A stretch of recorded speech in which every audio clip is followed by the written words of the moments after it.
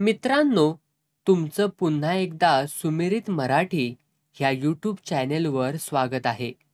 आजची कथा सुरू करण्यापूर्वी जर कोणी ह्या चॅनेलवर पहिल्यांदाच आले असाल आणि अजूनही सबस्क्राईब केले नसेल तर नक्की सबस्क्राईब करा.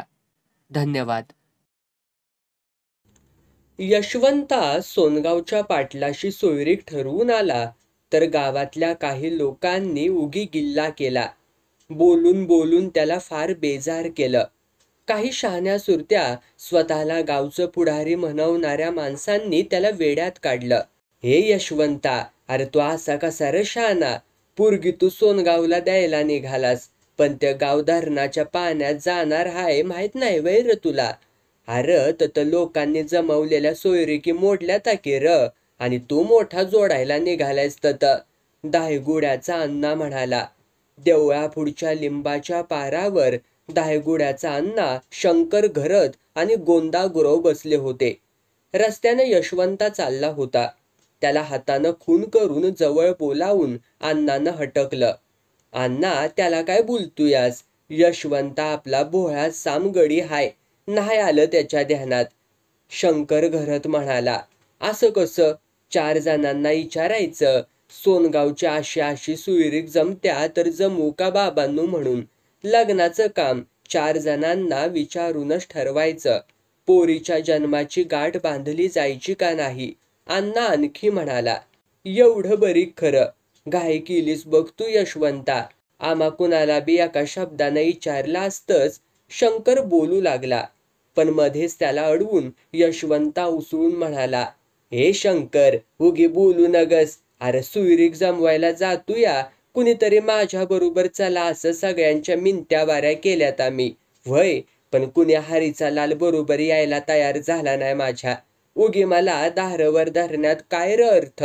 चायला, आम्ही गावाला एवढं मानायचं, पण साला आमच्या कामाला कुणी बी यायचं नाही. कुणी कापल्या करंगळीवरती धार धरायची नाही.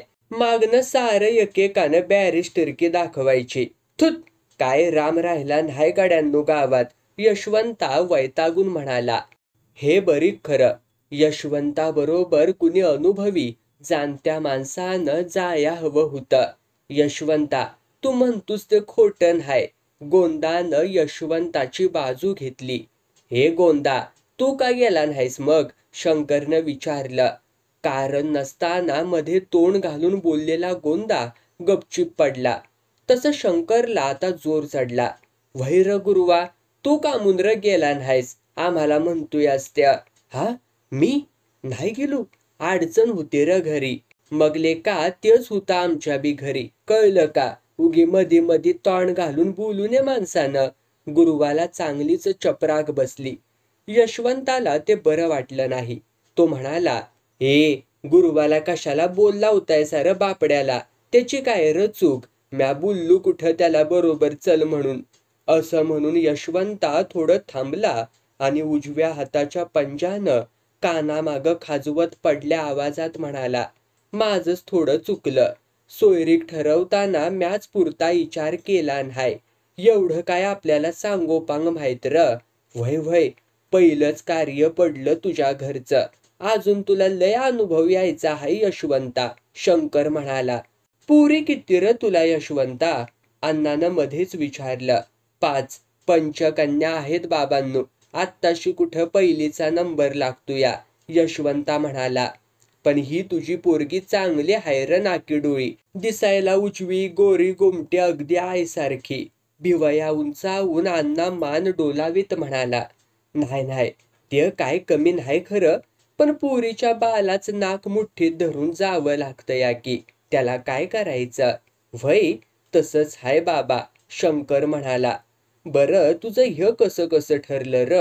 नाही म्हणजे हुंडा पाणी? अण्णानं विचारलं. हुंडा द्यायचा की, यशवंता सांगू लागला.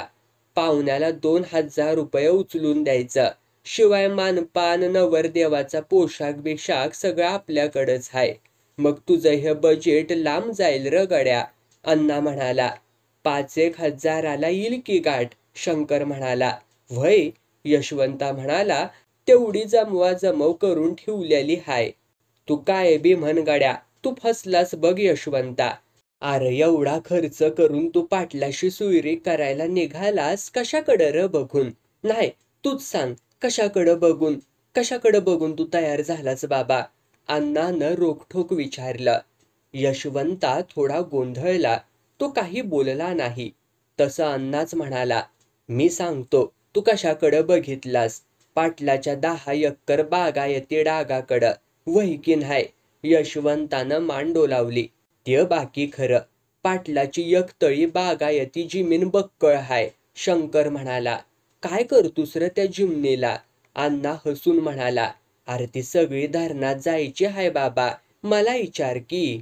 धरण तसं जातंय सोनगावापातूर? शंकरनं विचारलं. तर र, अण्णा म्हणाला. सोनगाव सगळं उठलं. त्याच्या खालची विठ्ठलवाडी बेरडवाडी त्या बी उठणार हाय ती. त्या समद्या जिमिनी पाण्याखाली जाणार हाय ती नव. असं हाय वय?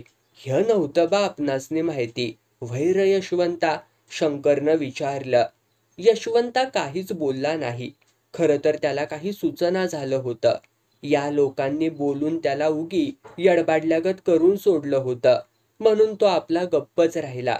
गुरुवाच्या गोंदानं ते ओळखलं म्हणून तो म्हणाला, हे गड्यांनो, यशवंताला असं कसं नुसतं बोलूनच यरबाडून सोडतायसा? त्याला काय मार्ग दावा की र? हा मार्ग? अण्णा धायगुडे पटकन म्हणाला. सोयरीक मोडून टाकायची. दुसरा तिसरा हिथं काय मार्ग हाय? अण्णा धायगुड्याच्या त्या रोखठोक बोलण्यानं यशवंता चमकून त्याच्याकडं पाहू लागला. काय यशवंता? काय म्हणतो अण्णा? शंकरनं विचारलं. यशवंतानं डोळे किंचित उघडले. मनाशी विचार केला आणि मान हलवीत तो म्हणाला, छे, ते कसं जमावं? कोणच्या तोंडानं आपण पाहुण्याला तसं सांगावं? मग लेका पुरीच्या जन्माचं हुंदे वाटतुळ. अण्णा म्हणाला. तुझ्या मनात हाय का मोडायचं सांग. मग आम्ही पुढचं पुढं बघू. सुचवू काहीतरी उपाय. नाही वा अण्णा? शंकर अण्णाकडं पाहत बोलला. वय वय, बरोबर बोललास बघ तू शंकर. उगे एखाद्याला आळबळ कशाला घोड्यावरती बसवावं? अण्णा म्हणाला. यशवंता हू मनाचा घट्ट बघू. ह्या अशा कामाला भाडभीड काय कामाची? अरे तो पाहुणा तुला वरबाडून घेणार हाय आणि वर पुरीला वनवास. एकदा का जिमीन आणि घर धरणात गेलं की देशोधडीच. शंकर यशवंताला भरीस घालू लागला. बरं, यशवंताची ही पोरगी चांगली हाय र. बघितली हाय म्या. नक्षत्रावानी गुणी पोर हाय. मग तिचं लग्नाचं काय कुठं बी चटकन जमल किंवा अण्णा? वय वय, त्याला काय उशीर लागतो या वय? मीच आणतो बघ छक्काच पोरगा. चांगला शिकला सवरलेला नोकरदार. शिवाय घर बी चांगला आणि कुळवंत. असं नका. मग बघ र यशवंता, ठरव तुझं काय त्या. असं म्हणून शंकर जायला उठला. अण्णा पण निघाला तसं यशवंतानं त्याच्या हाताला धरून म्हटलं, हे अण्णा, कुठं र चाललास? थांब की जरा, मला काय बी सुधरना बघ. अण्णा उभ्या उभ्या यशवंताकडं तोंड वळवून म्हणाला, मोडणार आहेस का सोयरीक? चढदिशी सांग. ते बघतो आता. घरी मंडळीचा काय विचार तरी घेऊ का न ग? यशवंत अगतिक होऊन बोलला. घे घे, घरचा विचार घे, दारचा विचार घे. अण्णा हसून म्हणाला आणि डोक्यावरच्या पांढऱ्या टोपीची कोच दोन्ही हातानं एकदा चाचपून सरळ करीत धोतराचं टोक बोटांच्या चिमटीत पकडून निघून गेला. यशवंता मुकाट्यानं घरी आला. मनातून तो खंतावला होता. उमेदीनं त्यानं पोरीचं लग्न ठरविलं होतं. त्यात त्याचं समाधान होतं. एका जबाबदारीतून पार पडणार म्हणून हलकं हलकं वाटलं होतं. पण आता एकेकाच्या तोंडून हे असं ऐकून डोळं फिरायची पाळी त्याच्यावरती आली होती. जो तो यशवंताला वेड्यात काढीत होता, त्याला दूषणं देत होता. घरी आल्यावर डोक्यावरचा पटका उचलून त्यानं खुंटीवरती ठेवला आणि ओसरीवरच्या जाजमावरती भिंतीला पाठ देऊन गपचूप बसून राहिला. कुणाशी काही बोलला नाही की काही नाही. फुलाबाई दाराच्या चौकटीत येऊन त्याच्याकडं पाहत उभी राहिली. नवऱ्याचं उतरून गेलेलं तोंड तिनं पाहिलं आणि काळजीच्या सुरात विचारलं, का व बसलायसा असं? यशवंतानं नजर उचलून एकदा तिच्याकडं पाहिलं आणि उजव्या हातानं मान गोंजारत म्हटलं, पोरीचं लगीन ठरवून आलो खरं, पण गावात कुणी काय काय बोलतया. व्हय? फुलाबाईनं दचकून विचारलं. कोण काय बोलतय? काय आलं व तुमच्या कानावर? नाही, तसं काय भिण्यासारखं नाही खरं, पण चार तोंड काय बोलत्या ती ते तरी सांगा की. आपण आपल्या परी पोरीला चांगली जागा बघितली, तसा खर्च बी करायला तयार झालो, पण त्यांची जमीन घरदार पाण्याखाली जायचं हाय असंच ना म्हणत्या ती लोक. फुलाबाईनं मध्येच विचारलं. तुला ग कसं माहिती? यशवंता चकित झाला. मला व्हय? फुलाबाई स्वतःशीच हसली. तुम्हाला जसं चार लोक बाहेर बोलत्या ती तसं मला बी बायांनी घरी येऊन सांगितलं या व्हय. हाताच्या मारी. कपाळावरती उजव्या हाताची पालथी मूठ मारून यशवंता म्हणाला. हे बरं हाय, जी गोष्ट सगळ्या गावाला माहिती हाय ती तेवढी आम्हाला कशी माहित नाही म्हणायची. यशवंतानं एक सुस्कारा टाकला. त्याला हलकं वाटलं. आपल्या काळजीचा भार बायकोच्या पण शिरावर आहे हे कळून बरं वाटलं. आपण गावात असतोया कुठं? गावातलं काय माहित असायला? सदान कदाच रानातच गाडलं गेल्यालो. फुलाबाई म्हणाली. खरं हाय तुझं. उजव्या हातानं हनुवटी चोळत यशवंता म्हणाला. बरं, मग कसं कसं करायचं ग आत्ता? चौकटीत उभ्या असलेल्या फुलाबाईनं मागं पुढं वळून बघितलं. मंजी घरात नव्हती. शेजारी कुठं रावताकडं गेली होती. फुलाबाई चौकटीतून थोडं पुढं येऊन यशवंताला हलक्या आवाजात म्हणाली. असं असल तर मोडायला तर पाहिजेच की व्ह, पण पुरीच्या जीवाला लय लागून राहील. तिच्या मनात पोरगा लय भरलाय व्हय, पण आपण तिच्या हिताचा विचार केलाच पाहिजे बघ. सगळं धरणाच्या पाण्यात गडप झाल्यावर हा पाहुणा काय ग करणार? मग आपल्या पुरीच्या नशिबी आला का वनवास म्हणायचा. नग नग, तसं नग. फुलाबाई जोर जोरानं मान हलवून म्हणाली. मोडून टाकायची ही सोयरीक. सोनगावला तुम्ही जाऊन सांगून या पाहुण्याला. नाही जमत म्हणावं. मी जाऊ का? का निरोप देऊ? निरोप कशाला? तुम्हीच जावा. पाहिजे तर पहिल्यांदा थोराताकडं जावा. थोरात होताना मध्ये लगान ठरवताना मग त्यांच्या कानावर घाला, म्हणजे ते सांगतीलच जाऊन.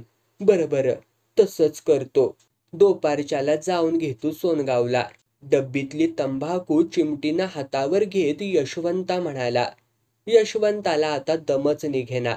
भर दुपारचं रान तुडवीत तो सोनगावला आला. थोराताच्या चिरेबंदी वाड्याच्या पायऱ्या चढून आतमध्ये आला. थोरात दुपारची झोप आटपून बैठकीवरती पान जुळवीत बसले होते. यशवंताला असं अचानक आल्याचं पाहून त्यांना आश्चर्य वाटलं. लग्नाचं सगळं ठरवून नुकताच तर तो गेला होता. या यशवंतराव या असं. बैठकीवरती थोडं सरकल्यासारखं करून थोरात हातानं जाजम थोपटीत म्हणाले. यशवंता थोरातान शेजारी जाऊन बसला. त्याचा चेहरा पार उतरला होता. मनातून धाकधूक वाटत होती. तसा तो दिलाचा कच्चा होता. थोरातांच्या सुनेनं वाण्याचा तांब्या आणून ठेवला. यशवंतानं उठून चूळ भरली. तोंडावरून पाण्याचा हात फिरवला. धोतराच्या सोग्याला तोंड पुसत तो बैठकीवरती येऊन बसला. हा, काय काढलं या मधीच? थोरातांनी त्याच्याकडं पाहत विचारलं. ती यशवंता गडबडला. हाताह्य सोनगावला धारण व्हायचं हाय म्हण. थोरात मिशीवरून उजव्या हाताचा पंजा फिरवीत होते. वय हाय की, लय जुनी योजना हाय ती. मला नव्हतं ठाऊक. हा, लय मोठं धरण हाय आता कोयने इतकं नाही मोठं व्हायचं, पण शेतीला भरपेट पाणी मिळेल, थोरात म्हणाले. त्यात सोनगाव उठायचा असं ऐकलं या. यशवंताच्या बोलण्याचा रोख थोरातांच्या लक्षात आला. भिवया जुळवून उजव्या हाताचा पंजा नाचवीत त्यांनी विचारलं. कुणी व सांगितलं? आता गावभर आमच्या बोंब झाल्या की. खरं नाही त्या. तक्क्यावरती रेलत थोरात म्हणाले. पण मग ह्या असं का गावात उठलं या बरं? त्याचं काय हाय यशवंतराव? सरकार योजना ठरवतंय. पेपरमध्ये छापून येतं. लोक ते वाचत्याती, त्याच्यावरती चर्चा करत्याती. कुणाला ते बरं वाटतं, कुणाला नाही वाटत. कुणाच्या फायद्याचं असतं या तर कुणाच्या तोट्याचं. कुणाच्या सुईचं, कुणाला गैरसुईचं. मग जो तो आपल्या भागातल्या पुढाऱ्याला गाठतो या आपली गाऱ्हाणी सांगाया लागतो या. मग ह्या पुढारी सगळी निवेदनं घेऊन मुंबईच्या वाऱ्या करत्याती, सेक्रेटरियात जात्याती, मंत्र्यांच्या मागं लागत्याती, सरकारी अधिकाऱ्यांना छळत्याती, मग पुन्हा हे पेपरवालं उलटसुलट छापत्याती. हे सगळं असं झालं की तुमच्या आमच्यासारख्या सामान्य जनतेला खरी योजना काय ते कळतच नाही बघा. नुसताच गोंधळ होतोय. पुढाऱ्यांचा गोंधळ आणि बोलबाळांचा सुकाळ. मग कुणी म्हणावं धरण हे असं व्हायचं, तर कुणी म्हणावं धरण ते तसं व्हायचं. पण खरी योजना ही कुणालाच माहीत नसते बघा. थोरात सगळं समजावून द्यायला लागले. यशवंतानं ऐकलं आणि मध्येच तो म्हणाला, नाही ते असू द्या खरं, कुणाचं काय. पण मन घट्ट करून यशवंता बोलायला लागला, पण पुन्हा अडखळला. पण काय मनात असेल ते बोला यशवंतराव. पाटलाची ही सुईरीक आम्हाला पसंत नाही, ते कळवायलाच मी आलोया बघा. थोरातांनी यशवंताकडं चमकून पाहिलं. वा, असं कसं? एकदा ठरलेली सोयरीक अशी कुठं मुडत्या काय? लोक तोंडात शेण घालतील पण आपल्याला पसंत नाही. का म्हणून? पाटलासारखी सोयरीक चालून तुम्हाकडं आली, म्या थोडक्यात जमवून दिली. पोरीचं नशीब समजा असं घर तिला मिळालं. गावात टोले जंग वाडा, शेतात बागायती जमीन बक्कळ हाय. काय करायचं? समद तर धरणात जायचं. यशवंता कसनुस हसून बोलला. नाही बाबा, कुणी सांगितलं तुम्हाला सोनगावची एक वावभर जमीन देखील जाणार नाही. आता लोक इकत बोलत्याती. यशवंता मध्येच म्हणाला. लोक बडवं वाटल ते बोलत्याती. असं बी बोलत्याती आणि तसं बी बोलत्याती. सांगितलं ना म्या तुम्हासनी. थोरात काहीसे चिडून म्हणाले. पण नगच आपल्याला. उगी एकाची परीक्षा बघण्यात काय अर्थ आहे का? यशवंता चिकाटीनं म्हणाला. थोरातांपुढं मोठा प्रश्न पडला. आता ह्या अडाणी माणसाची समजूत कशी घालावी? साधं सरळ सांगून तो काही ऐकत नव्हता. अंगातल्या धुवट इस्त्रीच्या शर्टाच्या सोन्याच्या बटनाशी त्यांनी बोटांशी चाळा सुरू केला. किंचित डोळे मिटून मनाशी विचार केला. मग मान वर करून यशवंताकडं पाहत ते म्हणाले. हे बघा यशवंतराव, धरणाच्या कामाचं एक मोठं इंजिनियर साहेब इथं आल्याती.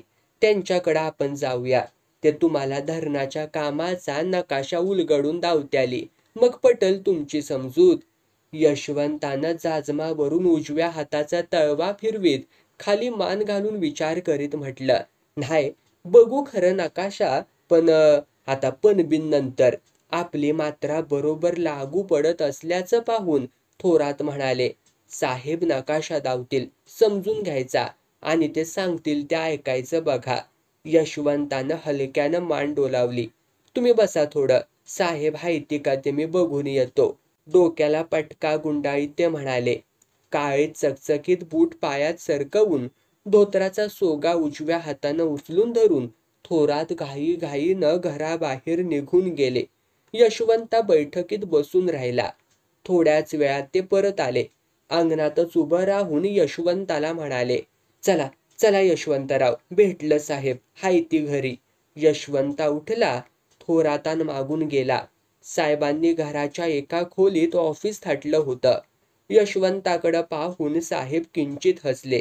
एका मोठ्या टेबलाभोवती खुर्च्या मांडल्या होत्या. त्यांपैकी एकीवर बसण्याची त्यांनी यशवंताला खून केली. यशवंता दबकत खुर्चीवर जाऊन बसला. थोरात त्याच्या शेजारच्या खुर्चीवर बसले. साहेब, आपला धरणाचा नकाशा ह्यासनी जरा दावावं आणि समजावून पण द्या. ह्यांचं म्हणणं सोनगाव सगळं धरणाखाली जातंय. तेवढ्यासाठी ते चांगली ठरलेली सोयरीक मोडायला निघाल्याती बघा, थोरातांनी साहेबाला सांगितलं. असं होय? साहेबांच्या तोंडून सहजच उद्गार बाहेर पडला. तुम्ही त्यांना नकाशावरून नीट समजावून द्या, थोरात आणखी म्हणाले. बरं. साहेब यशवंताकडं पाहून हसले. त्यांनी नकाशाची गुंडाळी टेबलावरती उलगडली. फिक्कट निळ्या जांभळ्या जाड कागदावर रेघांचं उभं आडवं जाळं झालं होतं. साहेबांनी नकाशाच्या कागदावरून तळहात फिरवून गुंडाळी साफ केली. हातात टोकाची मोठी पेन्सिल धरली आणि ओनवे होऊन हातातली पेन्सिल नकाशातल्या रेषावरून हलक्यानं वरच्यावर फिरवीत ते बोलू लागले. हे बघा, ही सोनगावची शिव, ही अशी अशी, कळलं का? आता ही जाड रेष नीट पहा. हा, ही ही हा. अशी भैरोबाच्या टेकडीला जाऊन भिडली. हा सबंध धरणाचा बंधारा. झालं. आता ही इकडं बेरडवाडी, सोनगाव खालची वाडी. तिथून ही 1.5 मैलावर विठ्ठलवाडी. धरणामुळे या दोन्ही वाड्यांना काही झळ पोहोचत नाही. सोनगावला तर नाहीच नाही. कारण हा असा बंधारा, त्यामागं पाण्याचा टापू, थेट 40 मैल लांब, 12 मैल रुंद. आता मला सांगा, इथं कुठं आलं सोनगाव? सोनगाव उठण्याचा तर प्रश्नच येत नाही. काय? साहेबांनी यशवंताकडं पाहून विचारलं. यशवंत साहेबाच्या तोंडाकडं पाहत होता.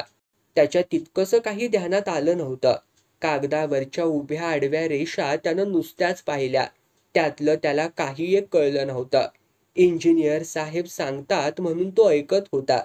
पेन्सिलनं दाखवतात म्हणून तो पाहत होता. बाकी त्याच्या डोक्यात काही म्हणता काही शिरलं नव्हतं. पुन्हा एकदा सांगू का समजावून? इंजिनियर साहेबांनी पुन्हा हातातली पेन्सिल कागदाला टेकून न देता सफाईनं त्याच त्या रेषांवरून फिरवून माहिती दिली. यशवंतानं मान वाकडी करून पुन्हा बारकाईनं पाहिलं. थोरात म्हणाले, आता पटली नवं खात्री यशवंतराव? यशवंतानं कानामागं खाजवीत म्हटलं, नवं. पण मग ह्या आमच्या गावच्या लोकांनी असं का बरं म्हणावं? तुम्हाला नाही ते कळणार. त्यामागं राजकारण हाय, साहेब म्हणाले. तुम्ही उगी त्या लोकांच्या सांगण्यावरती जाऊ नकासा. यशवंत अजून बुचकळ्यात पडल्यागत बसला होता. त्याच्या तोंडून स्पष्ट काही बोलणंच निघत नव्हतं. आता काय अडचण? थोरातांनी विचारलं. अडचण म्हणजे? यशवंत अडखळला. थोरातांनी उत्सुकतेने त्याच्या तोंडाकडं पाहिलं. घरी पटवून द्यायला पाहिजे. मग द्या की पटवून. थोरात हसून एकदम म्हणाले, घरी म्हणजे मंडळींनाच पटवून द्यायचंय नव्हं? हा. यशवंतानं मान डोलावली. मग द्या की पटवून. नीट सगळं समजावून सांगा, साहेब म्हणाले. सांगीन खरा, पण बायकांची जात अडाणी घेतात का नाही समजावून कुणास दक्कल? यशवंता खरं ते बोलला. मग स्वतःशीच थोडा हसला आणि म्हणाला, साहेब, यक करतासा का? काय करू सांगा की? त्यांनी विचारलं. हा तुमचा नकाशा माझ्या जवळ द्या. गावाकडं घेऊन जाईन आणि बायकोला दाखवून देईन. हातच्या काकणाला आरसा कशाला? तिच्या पुढं ह्यो नकाशा ठेवला आणि तिला सांगितलं म्हणजे तिची समजूत लगुलग पटल बघा. छे छे, नकाशा असा देता येणार नाही, साहेब म्हणाले. का? का व साहेब? उगी काय वेड्यासारखं? सरकारी काम आहे हे. नकाशा असं कुठं घरी देता येतोया काय व? नाही, पण गपचूप द्या की व. मी नाही कुणाला सांगत. तसं नाही करता येत, नकाशाची गुंडाळी करीत साहेब म्हणाले. यशवंतानं वळून थोरातांकडं पाहिलं. अडाणी बाय माणूस. नकाशा पुढं टाकला आणि साहेबानं सांगितलं असं म्हणलं म्हणजे तिची समजूत पटल. यशवंतानं आपला हेका सोडला नाही. तुम्ही द्या तर खरं. उद्याला सकाळ सकाळीच आणून पोचता करीन तुमच्याजवळ. थोरातांच्या मनाची चलबिचल झाली. यशवंता तसा साधा सरळ धोट माणूस. बायकोला दाखविलं नकाशा आणि देईल आणून परत. त्यात काय एवढं? साहेब, यशवंत ऐकतं म्हणतोया तर द्या की त्याला नकाशा. येऊ द्या दाखवून बायकोला. मात्र एक करायचं यशवंता. नकाशा दुसऱ्या कुणाला म्हणजे कुणाला दाखवायचा नाही. हे बाहेर जर फुटलं तर साहेबाला विनाकारण त्रास होईल. ध्यानात धर, थोरात म्हणाले. छ्या, मी कशाला कुणाला धावतोया? तेवढं कळणार व्हय मला. यशवंतानं खात्री दिली. साहेबांनी किंचित विचार केला आणि थोरातांकडं पाहत ते म्हणाले, थोरात, तुम्ही म्हणताच आहात तर देतो मी नकाशा, पण उद्या मला परत मिळालाच पाहिजे. विश्वास ठेवा साहेब, उद्याच आणून देतो, यशवंता म्हणाला. साहेबांनी नकाशाची गुंडाळी यशवंताच्या हातात दिली. मग थोरातनी यशवंता घरी आले. संध्याकाळी यशवंता गावी परतला. सोप्यात आल्यावर यशवंतानं नकाशाची गुंडाळी कोपऱ्यात काठीसारखी उभी करून ठेवली. फुलाबाईनं विचारलं, काय वह्य हाय? सांगीन मग. डोक्यावरचा पटका काढून खुंटीवर ठेवीत यशवंता म्हणाला, तो आधी मास्तरांच्या दिनूला बोलाव बरं. फुलाबाई यशवंताकडं पाहतच राहिली. त्यो दिनू व्हय? आता इंजिनियर झालाय, सुट्टीवर आलाय. बरं त्याचं काय? फुलाबाईनं पुन्हा मख्खपणे विचारलं. बोलिव ग त्याला, काम हाय म्हणावं जरा त्याच्याजवळ. फुलाबाई दिनूला बोलवायला गेली. दिनू आला तर यशवंता बैठकीच्या जाजमावर नकाशा पसरून पाहत बसला होता. दिनूला आश्चर्य वाटलं. तो म्हणाला, यशवंत नाना हे काय घेऊन बसलायसा? यशवंत त्याच्याकडं पाहून हसला. जाजमावर थोडं सरकून बसत म्हणाला, या इंजिनियर साहेब, या असं बसा इथं. हे काय हाय ते आम्हाला जरा समजावून सांगा बघू. दिनू नकाशाशी बसला. नकाशावरच्या रेषा व इंग्रजी नोंदी बारकाईनं पाहत म्हणाला, कुणी दिला ह्यो नकाशा? कुठं का मिळना, पण काय हाय ते सांगा की आम्हासनी. यशवंता हसून म्हणाला. फुलाबाई पण आता वाक वाकून नकाशा पाहू लागली. यशवंत नाना, साताऱ्याजवळ एक साखर कारखाना होणार आहे. त्या साखर कारखान्याचा हा नकाशा आहे. दिनू म्हणाला, आता ह्याच्या साखर कारखान्याचा हाय व्हय ह्यो नकाशा? हो, म्हणजे सोनगावाजवळच्या धरणाचा नाही तर? नाही नाही, साखर कारखान्याच्या इमारतीचा लेआउट हाय ह्यो. तरी मला शंका आली होती. फुलाबाईकडं वळून तो म्हणाला, हे मला दाखवत्याती तो नकाशा धरणाचा तरी हाय का नाही, म्हणून काहीतरी निमित्त पुढं करून म्या तो इकडं घेऊन आलो बघा. ते बरंच झालं. कायच्या आईला हिथून तिथून सगळी लांडी लबाडी सगळी बनवा बनवी सुरू हाय. जाजमावरती सप्पय बसत आणखी तो म्हणाला, आपला आपण काय ते ठरवलं पाहिजे. कुणाच्या काय नादाला लागण्यात अर्थ राहिलेला नाही आजकाल. फुलाबाई व दिनू नुसतेच यशवंताच्या चेहऱ्याकडं पाहत राहिले. तो असं का म्हणत होता ते मात्र त्यांच्या लक्षात आलं नाही.